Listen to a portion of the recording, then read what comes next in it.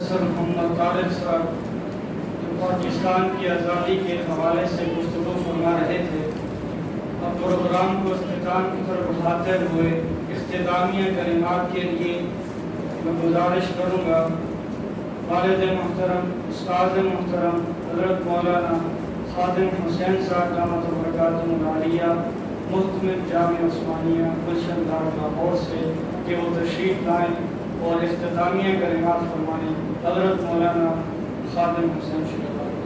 بسم اللہ الرحمن الرحیم۔ الحمد للہ وکفى والصلاة والسلام علی سید الرسل وخاتم الانبیاء، اما بعد فاعوذ باللہ من الشیطان الرجیم، بسم اللہ الرحمن الرحیم۔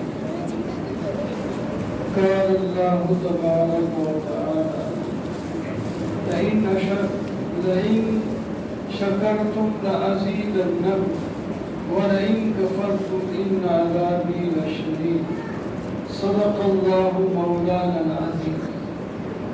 اللہم صل علی سیدنا و مولانا محمد وعلى آل سیدنا و مولانا محمد وبارک وسلم۔ محترم معزز سامعین، بزرگوں، مستقبلین،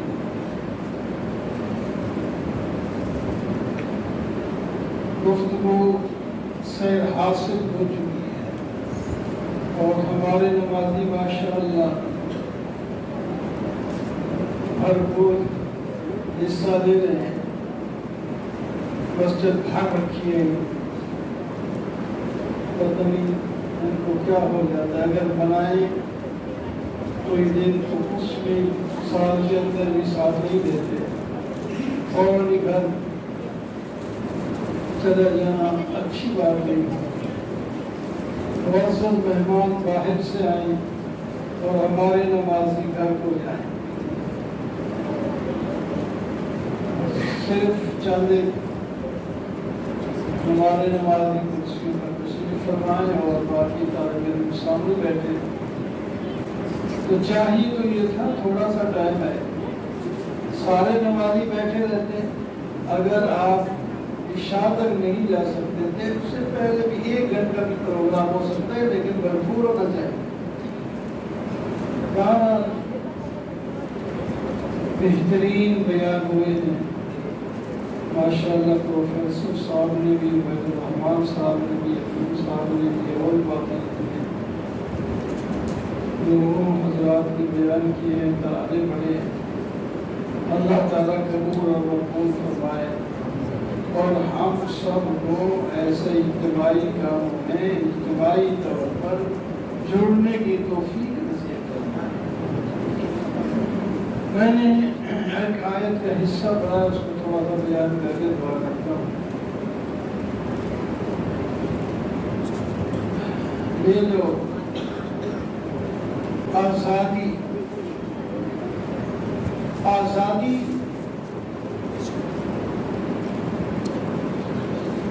ایک بادشاہی ہے، آزادی ایک عام چیز نہیں، بادشاہی ہے۔ اور قرآن پاک میں حضرت موسیٰ علیہ السلام نے اپنی قوم سے فرمایا اذ جعل فیکم انبیاء وجعلکم ملوکا، اللہ تعالیٰ نے تمہارے اندر نبی بھیجے اور تمہیں بادشاہ بنایا۔ کسی ملک میں کئی بادشاہ نہیں ہوتے، بادشاہ تو ایک ہی ہوتا ہے۔ تو موسیٰ علیہ السلام نے فرمایا تم سب کو بادشاہ بنایا، کیوں؟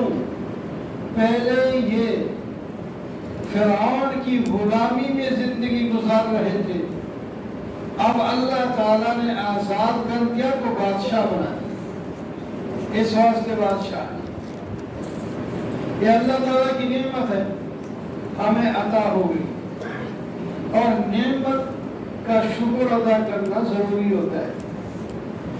اور شکر 3 طرح ادا کیا جاتا ہے، زبان سے، دل سے اور اعضاء سے. زبان سے نعمت دینے والے کا شکر اچھے الفاظ میں ادا کرنا تاکہ وہ نعمت دینے والا خوش ہو جائے کہ میں نے اس کے ساتھ احسان کیا ہے اور اس نے میرے احسان کی قدر کی ہے. اور دل میں اس کی محبت بٹھانا. جس نے کوئی نعمت دی ہے اس کی محبت بٹھانا. اور تیسری چیز یہ ہے جیسا کہ اس نعمت کو استعمال کرنے کے لیے دی گئی اس کو اسی طرح استعمال کرنا.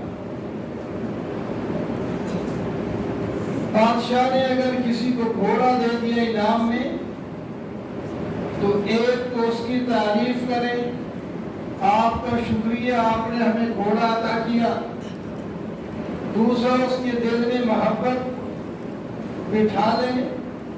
تیسرا جب اس کو ضرورت پڑے دشمن کے مقابلے میں جہاد کرنے کی تو اسی گھوڑے پر بیٹھ کر اس کی مدد کو پہنچ جائے.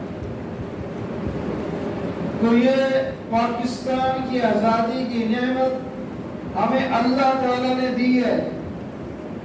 اللہ تعالیٰ کا شکر ادا کرنا چاہیے, اللہ تعالیٰ کی تعریف بیان کرنا چاہیے, اللہ تعالیٰ کی توحید کو بیان کرنا چاہیے, اللہ تعالیٰ کے بھیجے ہوئے رسول کی اطاعت کرنا چاہیے, اللہ تعالیٰ کی بھیجی ہوئی کتاب جس میں پورا نظام ہے دنیا اور آخرت کی کامیابی کا, اس کو سیکھ کر اس پر عمل کرنا چاہیے.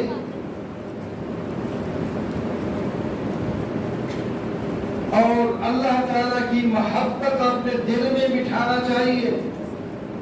اللہ تعالیٰ نے خود فرمایا وَالَّذِينَ آمَنُوا أَشَدُّ حُبًّا لِلَّهِ, جو ایمان والے ساری کائنات سے زیادہ محبت اللہ سے کرتے ہیں, سب سے زیادہ محبت اللہ سے کرتے ہیں. اور اللہ کی محبت میں اللہ کے رسول کی محبت بھی ضروری ہے. خود اللہ کے رسول صلی اللہ علیہ وسلم فرماتے ہیں تم میں سے کوئی آدمی ایماندار نہیں ہو سکتا جب تک کہ وہ میرے ساتھ اپنی جان, اپنے اولاد اور تمام لوگوں سے زیادہ محبت نہ کرے. محبت کرنے سے اطاعت آسان ہو جاتی ہے. جس سے پیار ہو اس کی ہر بات ماننا آسان ہو جاتا ہے. محبت نہ ہو تو عمل کرنا مشکل ہے. تو اس واسطے اللہ سے محبت, اللہ کے رسول سے محبت, اللہ کے بھیجے ہوئے دین سے محبت اور اللہ کے دیے ہوئے ملک سے محبت کرنا چاہیے, پیار کرنا چاہیے. اور پھر جس مقصد کے لیے ہمیں ملا, ابھی آپ سن رہے تھے اور یہ نعرہ عام ہے, بچہ جانتا ہے, پاکستان کا مطلب کیا؟ لا الہ الا اللہ. تو اس مقصد کے لیے جب یہ ہمیں پاکستان دیا گیا ہے تو ہم سب کو چاہیے کہ اس کلمے کے اقتضاء کے مطابق, تقاضے کے مطابق ہمیں عمل کرنا چاہیے, تب اس ملک کا نعمت کا شکر ادا ہوگا. کلمہ توحید کے مطابق چلنا چاہیے جس کی تفصیل پورے قرآن پاک میں موجود ہے, احادیث میں موجود ہے. اللہ تعالی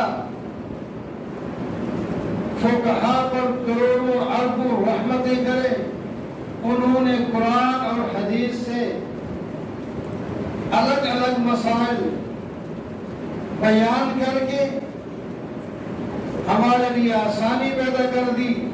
ہم آسانی کے ساتھ اب عمل کر سکتے ہیں. تو بہرحال ہمیں اس نعمت کے شکر میں اللہ کی تعریف, اللہ کی محبت اور اللہ کے دیے ہوئے ملک کو اللہ کی مرضی کے مطابق چلنے کی اور چلانے کی توفیق عطا فرمائے. واقول قولی ھذا والحمدللہ رب العالمین. میرے خیال میں تین دفعہ سورہ اخلاص اور 2 دفعہ سورہ فاتحہ بھی پڑھنے تاکہ جن حضرات نے یہ ہمیں ملک بنا کر دیا، یعنی ظاہری اسباب بنے ہیں، دیا تو اللہ ہی نے ہے، ان کو بھی سارے ثواب بھی کر دیے جائیں. بسم اللہ.